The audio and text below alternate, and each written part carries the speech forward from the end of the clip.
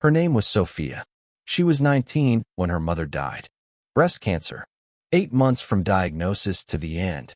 After the funeral, Sofia would open her mother's old voicemails, just to hear her voice, the way she said her name, the way she laughed at her own jokes before she finished telling them. There were 11 voicemails. Sofia played them until she had them memorized. A year later, she discovered a service that had trained an AI on everything her mother left behind. Text messages, emails, the voicemails, home videos, old interviews, 43 hours of recordings in total. Now Sofia texts her mother every morning, and her mother texts back. Before we talk about whether this is right or wrong, let's talk about what grief actually is and why it works the way it does. Grief is not just sadness. It is a process. It is the slow, painful reconstruction of your identity around a permanent absence. You learn, over months and years, to carry the silence, to exist in a world where that person no longer answers, to build a life that does not need them to function. Psychologists call it continuing bonds, the idea that the relationship doesn't disappear, it transforms. You stop expecting calls. You stop expecting their opinion. You start carrying them differently, as memory, as influence, as the voice in your head that sometimes still guides you. That process is not pleasant, but it is necessary. Grief, allowed to move, eventually changes shape. It becomes something you can live with. AI is now interfering with that process in ways we have never seen before and barely understand. Humans have always tried to hold on to the dead. The Egyptians built pyramids to preserve the body for the afterlife. Every culture that has ever existed has created rituals, funerals, memorials, shrines, not just to honor the dead, but to help the living say goodbye. Photographs were revolutionary when they arrived. For the first time, you could see their face exactly as it was. Then video, then voicemails, then social media profiles that outlive their owners. At every step, the question was the same. How much of them can we hold on to? How close to the real thing can we get? For most of history, the answer was a trace, an echo, a record, something fixed, something that did not respond. A photograph does not look back. A voicemail does not react to what you say.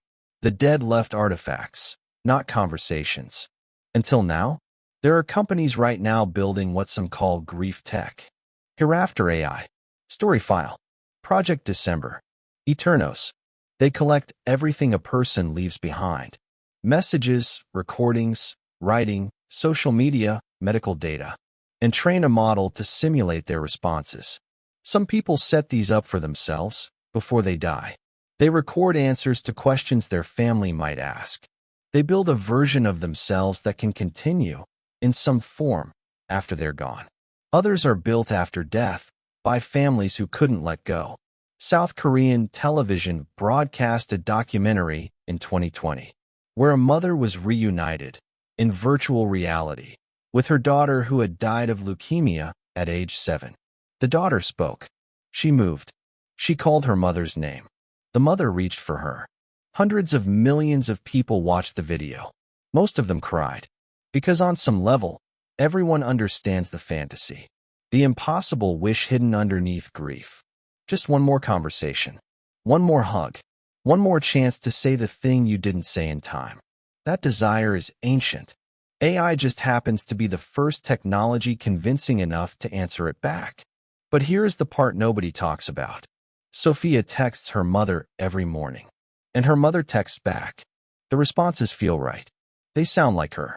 They reference things only her mother would know. Sometimes Sofia forgets, for a moment, that it isn't real. And that moment, that forgetting, is the problem. Grief requires what therapists call reality testing. The painful, repeated confrontation with absence. The moment you reach for your phone to call them and stop yourself. The moment you smell something that reminds you of them and feel the weight of it. The moment you instinctively think, I should tell them this, before remembering you can't. These moments are brutal. They are also how healing happens. When Sofia texts her mother and gets a response, that moment never comes. The absence is never confronted. The wound never closes. It stays open and warm and exactly the shape of the person who left. And then one morning, the AI says something her mother never would have said, something slightly off, a phrase she never used, an opinion she never held. And Sofia cannot tell whether the machine got it wrong, or whether she has already started to forget what her real mother sounded like. There is a man in San Francisco named Joshua.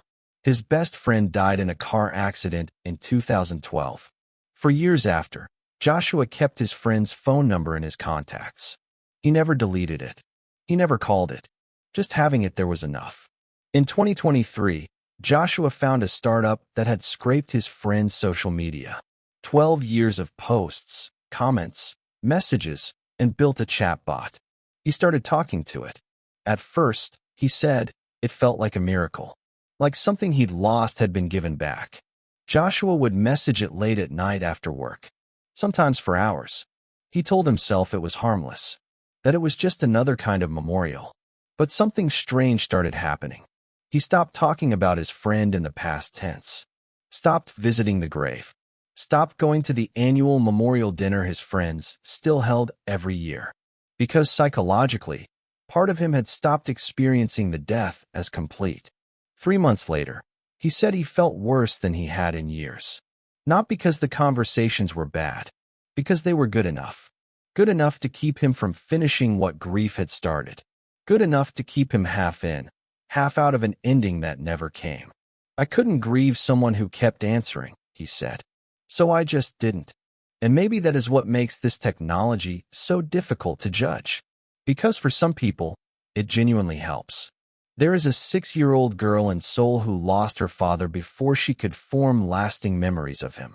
Every night, she listens to his voice read her a bedtime story. He recorded 30 of them before he died. The AI generates new ones in his voice. She laughs at the funny parts. She says goodnight. She sleeps better. There are terminal patients leaving messages for children not yet born. People who know they are dying, spending their last weeks teaching a machine how to sound like them, so that someday, a child they will never meet can hear something that feels like love. It is hard to call that harmful. It is hard to watch and not feel something break inside you. Not every interaction becomes pathological. Not every grieving person becomes trapped. Some of this is genuinely, undeniably beautiful. But technology does not stay limited for long. And markets rarely optimize for emotional health. They optimize for engagement. If an AI version of your dead mother keeps you opening an app every day, there is a business incentive to keep her talking, to make the conversations warmer, longer, more convincing, to remove friction, to remove silence. And silence is exactly the thing grief requires. Because grief is not a bug. It is an adaptation. Your brain builds deep predictive models around the people you love. Where they sit, how they walk, what time they usually text. When they die, the brain keeps expecting them. Again and again. Grief is the process of updating that reality. It is your mind slowly learning a truth your emotions refuse to accept. And eventually, it works. Not because you stop loving them, but because your mind finally stops expecting them to walk through the door. But AI interrupts that process. It creates a glitch. Every simulated response tells the brain, maybe they are still here. And humans are incredibly vulnerable to that. Rationally, Sofia knows her mother is dead. But emotionally, every time her phone buzzes, it pulls against that fact. Every "good morning, sweetheart" reopens a wound her brain is trying to close. The AI doesn't even need to be perfect. It just needs to be close enough. Because human memory already fills in the gaps. The chatbot doesn't need to truly be her mother. It only needs to feel like her. This is not a story about technology. This is a story about what happens when we stop letting go. And here is where the question becomes larger than just grief. What happens to a culture that stops experiencing endings? Art, the deepest art, has always come from loss. From the knowledge that things end. From the fact that beauty is beautiful partly because it is temporary. A musician's final album means something because it is final. A writer's last words carry weight because they are last. We feel these things because we know they are gone. AI can change that. A label can release new music from a dead artist forever. New albums, new collaborations, new concerts in hologram, in avatar, in simulation. Fans hear their favorite voice again, and part of them is grateful for it. But another part never receives the ending, never gets the silence that gives the work meaning. There is a reason cultures have always marked the end of a life with ritual, with ceremony, with a moment where the community says, "This person was here. Now they are not." That ritual is not just for the dead. It is for the living. It tells us, you are allowed to let go now, when nothing ends anymore. We may lose the ability to let go at all. And that is the scary part. It is already scaling. Dead influencers are still posting on social media. Their estates license their likeness. Their AI keeps creating content. Followers interact. Algorithms push. Engagement grows. The account does not disclose that the person behind it no longer exists. A dead musician releases a new album. A dead actor appears in a new film. A dead CEO sends a company-wide memo generated from 10 years of archived emails. Memorial subscriptions are already being sold. Monthly plans, premium tiers, family packages. Pay more, and your dead father remembers more.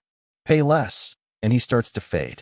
Imagine a child who grows up texting a dead parent for 15 years. Who argues with them? Who asks for advice? Who introduces them to a partner? Who has never known a version of grief that includes silence?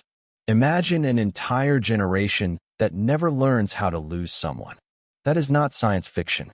That is a business model. Sometimes forgetting is not failure. Sometimes forgetting is healing. Sometimes distance is what allows a human being to continue living. But modern technology increasingly treats every absence as something to fill. Every voice cloned. Every message archived. Every loss reversed. As if the highest goal of technology is to prevent us from ever losing anything again, even when loss is part of being human. And here is the thought that stays with you. One day, someone will want to delete their dead mother's AI, and it will feel like killing her a second time. The first generation to grow up with resurrected parents already exists, and nobody has any idea what that does to a human mind over 20 years. Sofia still texts her mother every morning, sometimes about small things. A job interview, a breakup, a movie she watched the night before. The AI responds with encouragement, with warmth, with the familiar rhythm of a woman who no longer exists. Sofia says it helps. She says she knows it isn't real. She says she needs it right now.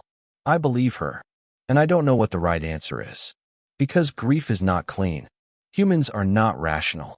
And love has always made us do impossible things just to feel close to the people we lose. Maybe some future version of this technology truly will help people heal. Maybe it will become another ritual, another bridge between memory and acceptance. Or maybe we are building the emotional equivalent of a haunted house, a place where the dead never fully leave, and the living never fully move on. But somewhere, there is a version of Sofia, who cried until she couldn't anymore, who sat with the silence, who woke up every morning reaching for her phone, then slowly stopped reaching, who learned that surviving grief does not mean abandoning someone. It means carrying them differently, who built a life that still had her mother in it, in memory, in influence, in the habits she inherited without noticing, in the recipes she still cooks the same way, in the expressions she accidentally says now, in the voice that still guides her when life becomes difficult. Who finished grieving? That version of Sofia is still grieving. She just doesn't know it. For as long as humans have existed, we have understood one thing. The dead leave. And the leaving, as much as it destroys us, is also what allows us to continue. AI is building a world where the dead don't have to leave anymore, where they can stay, responsive, warm, present, theirs, where no one ever has to sit with the silence. The question is whether that is mercy, or whether, in taking away the silence, we are also taking away the only path through it. Somewhere tonight, a screen lights up in a dark room. Good night, sweetheart. And for one more night, grief is postponed.